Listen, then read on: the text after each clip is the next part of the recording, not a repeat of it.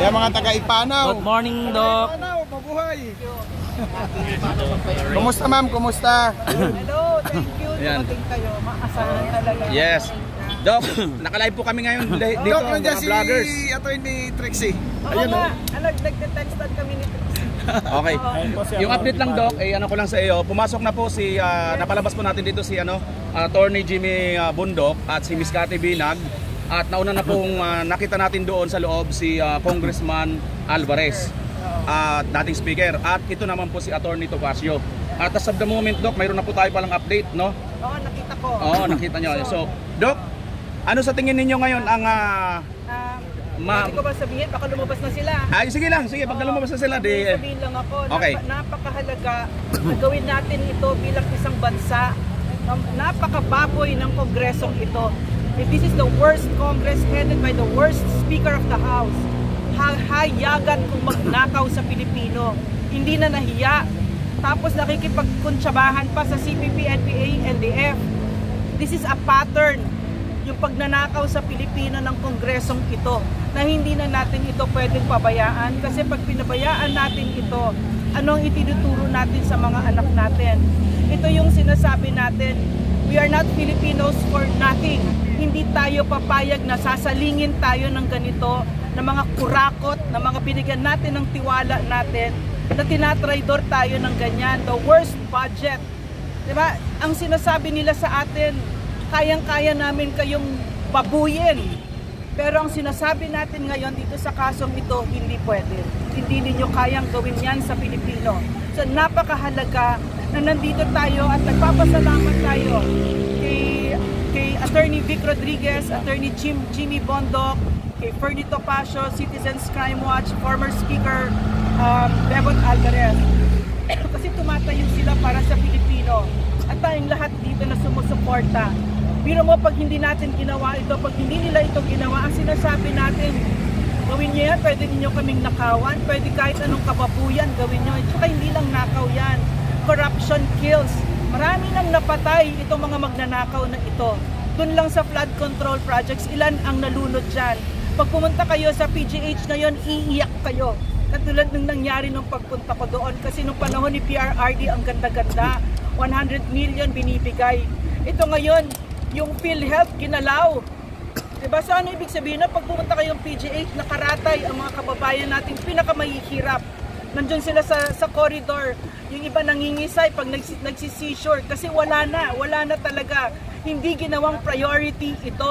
Ninakawan nitong kongresong ito ang pinakamahihirap nating mga kapatid at ninanakaw nila sa atin ang mga yung bright future ng mga anak natin at ng bansa natin.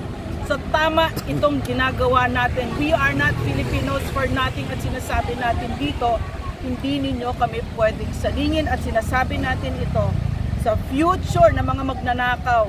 Gawin nyo kung anong gusto ninyong gawin. Pero hindi kami papayag, hindi papayag ang Pilipino. Dito ako I'm so proud, very proud of this moment na pinapatunay natin na talagang duyan tayo ng mga magigiting. Yan ang lineage natin. Yan ang tinuro sa atin ng mga magulang natin, mga lolo natin. We are standing on the shoulders of people, of Filipinos who sacrificed.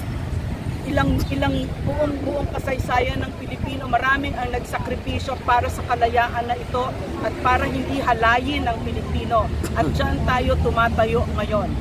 Reaction nyo lang, Doc, doon sa speaking of priority, yung educations, bakit yun ang hindi nila priority instead of dito nga po sa DPWH, bakit po yun ang kanilang priority?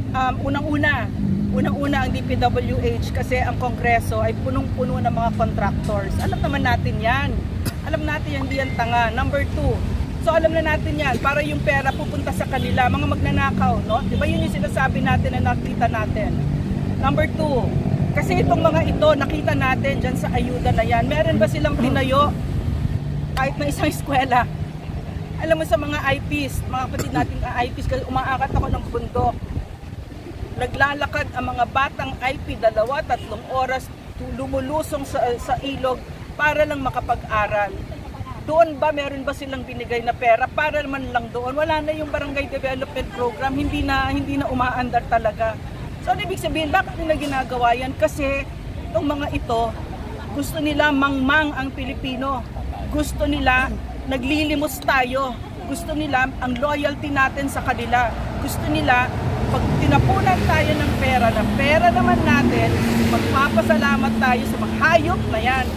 Diba? So, yan ang gusto nila. Hindi tayo papayag dyan. Pera natin yan. At yung traditional politics, yung patronage politics, padrino, tapusin na natin yan. Ang gusto nating maging bansa parang Singapore, na pag-iwanan na tayo yung sinabi ni Vice President, na pag-iwanan na tayo ng kahit mga kapitbahay natin, mga kapatid natin na nasa ASEAN. Dati ang sinasabi natin, hinahabol natin, Japan, biglang naging Thailand. Ngayon, ang naunahan na tayo kahit Cambodia. Ang natira na lang Laos. Diba? So napag-iwanan tayo. And the quality of a nation will depend on the quality of its citizens. At ang gusto natin ay ang mga anak natin ay edukado. Kasi yan ang hope, yan ang pag-asa ng ating bayan, ang mga anak natin. Okay. Busbad, anong ka? Reaction lang po sa si Sandro Vargas kasi kauna-una po na impeachment ni BP. Reaction niyo po. Si Sandro, so itong yung tatay niya, no, at saka yung binigay niyang rason, bakit sinabi yung na itatapon yung bangkay ng lolo niya. So in other words, personal vendetta. Hindi talaga, at si Sandro, sino ba yan? Ano na yan? Sino ba siya? Alimores lang yan ni Martin Romualdez, tagabigay lang yan ng kape, biglang naging deputy, majority floor leader. Sino siya? Senior. Yeah, and senior deputy. And everything that he has, like his father who's a loser like him, everything that he has was given to him. Wala silang na-prove dahil lang sa apelyido na yan na sana magmula ngayon hindi na makakabalik sa gobyerno yung mga yan. So yung Sandro Marcos na yan, ano bang nagawa niya sa buhay niya para maging ganyan siya? Yan ang naging kongreso natin. Dahil lang sa mga apelyido ng mga magulang nila. Pero marunong ba magsilbi yan? Hindi. Ang alam niya ni Sandro mag-party at mag-monopolize ng vape industry. Diba? Yan. At ano pa yung sinasabi niya? Halatang halata na yung sinasabi ng tatay niya na dinipensahan agad ng tatay niya yung impeachment. Yung president na yan, sinasabi niya, he has nothing to do with the impeachment. And yet right away, siya yung nagdedepensa. Diba? At ito namang parang yung ginawa niya doon sa budget. Wala naman siyang pakialam dyan eh. Hindi naman siya kongreso pero agad-agad nagdepensa siya. Si PRRD daw was lying. Ito napahiya siya. Hindi kasi sinungaling si PRRD. Hindi siya budol katulad mo. No, buong time na nagsisilbi ako kay President Duterte, ang lagi naming naririnig, ito yung ipinangako ko sa mga kababayan natin. May ibig sabihin sa kanya, yung word of honor. Yan ang mga totoong lalaki. Yan ang mga totoong tao.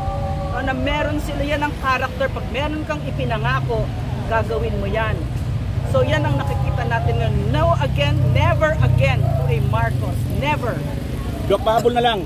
Reaksyon nyo doon sa press conference ni BP Sara na sinabi niyang God save the Philippines. Yes, God really save the country. We are in a very dark, napakadilim na kabanata ng ating kasaysayan na kung saan komunista na tayo, mga kapatid.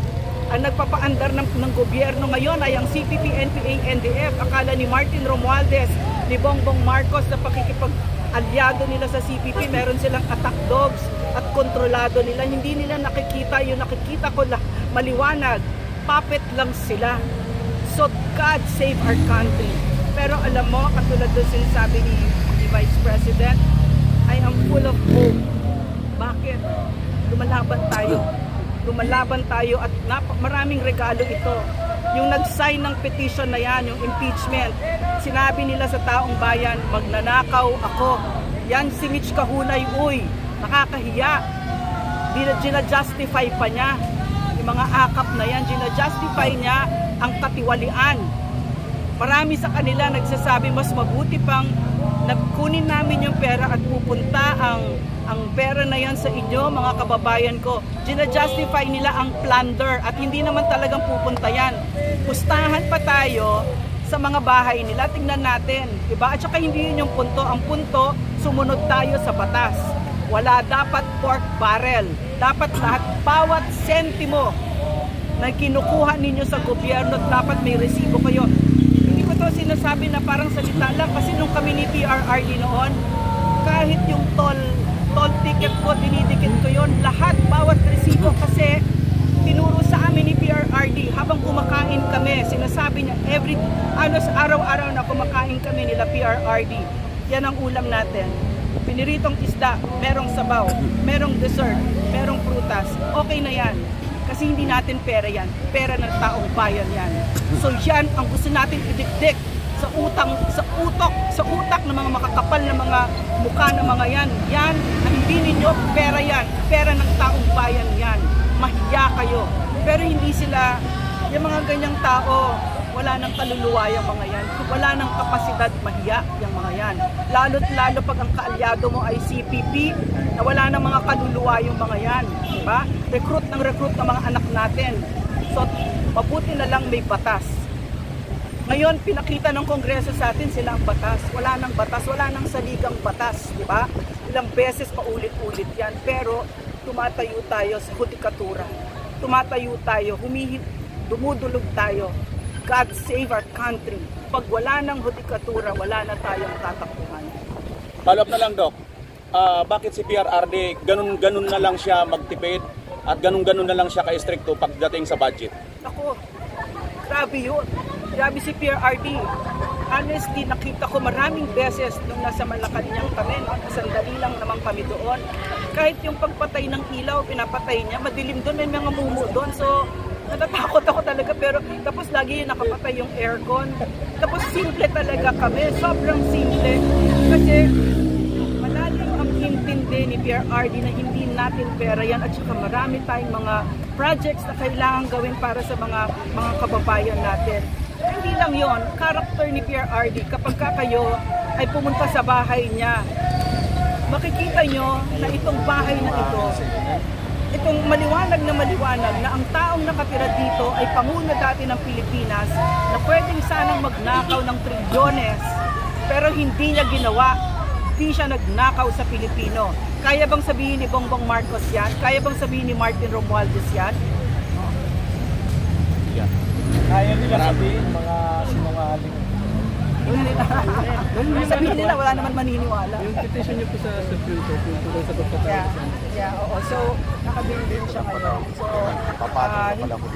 So far hanggang doon pa lang yung alam namin. Pero magpa-file din kami ng case sa ombudsman.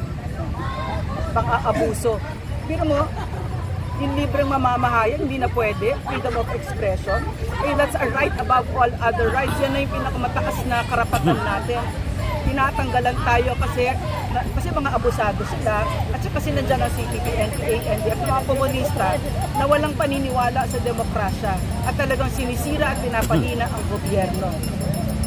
Sino po yung papailan nyo ng kaso kung sa kasalanan? Aba, syempre yung mga heads ng ng committee, yung kung sinong nagtumawag sa amin. Pero ako wala pa akong invitation. Wala pang gano'n. Disappointed nga ako. Thank you, Doc. Thank you, Doc. Thank you. Salamat sa inyo. Kayo talaga yung pwede